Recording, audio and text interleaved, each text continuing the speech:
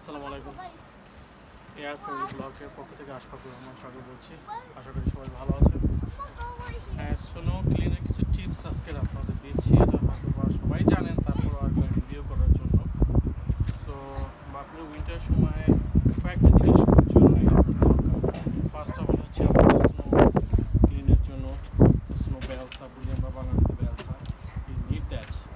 And then car ক্লিনের জন্য এটা স্ট্রং, এটা হোম ডিপোতে পাওয়া যায়, ওয়ালগ্রিনে পাওয়া যায়। এটা একটা ভালো জিনিস, দুই সাইড দিয়ে এক্সেল থেকে আপনি কাজ করতে পারেন স্নো, এটা দিয়ে স্নো ক্লিন করতে পারেন। আর একটা জিনিস হচ্ছে স্নো শাবল। স্নো শাবলটা দিকে দাও, দাও স্নো শাবল।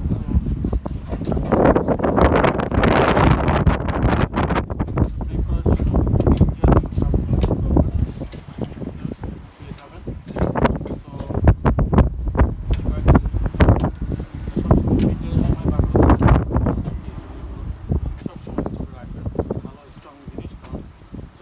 স্নো পড়ে তখন এই জিনিসটা আপনাকে ব্যাকআপ দিবে। যদি ক্লিন না করতে পারেন তাহলে একসময় দেখা যাচ্ছে সব কিছু আইস হয়ে গেলে, শক্ত হয়ে গেলে তখন কঠিন। আর হচ্ছে ক্লিন করবেন, একাধারে ক্লিন করবেন না, ব্রেক নিয়ে নিয়ে স্নো ক্লিন করতে হয়। নর্মালি আপনি একটু ক্লিন করলেন, তারপর একটু রেস্ট নেবেন, একটু কফি খাবেন অথবা একটু হালটি খাবেন, হার্ড ওয়াটার খাবেন, খাবার পরে আবার ব্রেক নিয়ে 10-15 মিনিট পরে তারপর একসাথে কন্টিনিউ করলে এটা শরীরের জন্য খারাপ।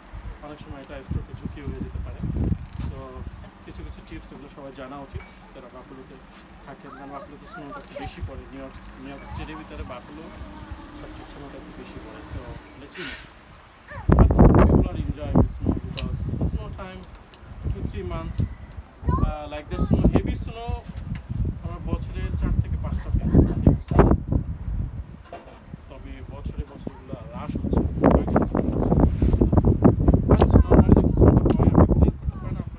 মেশিনটা দরকার, হেভি মেশিনটা যখন ক্লিন করতে হয় লাইক দ্যাট 4 ফিট পর্যন্ত যদি স্নোটা হয় তখন আপনাকে কী করতে হয়, স্নোটা ক্লিন করার জন্য আপনার স্নো ব্লোয়ার মেশিনটা দরকার, হেভি মেশিনটা, ছোটো মেশিনের কাজ হয়। তো কিছু কিছু জিনিস আপনাকে সবসময় কালেকশনে রাখবেন।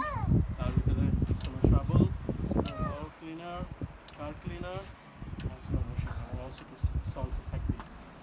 সো আশা করি আমাদেরকে অনেকের উপকার আসবে। ভিডিওটা দেখুন, রিভিউ করুন। আপনাদের পক্ষ থেকে সবাই ভালো থাকেন, সুস্থ থাকেন। আসসালামু আলাইকুম।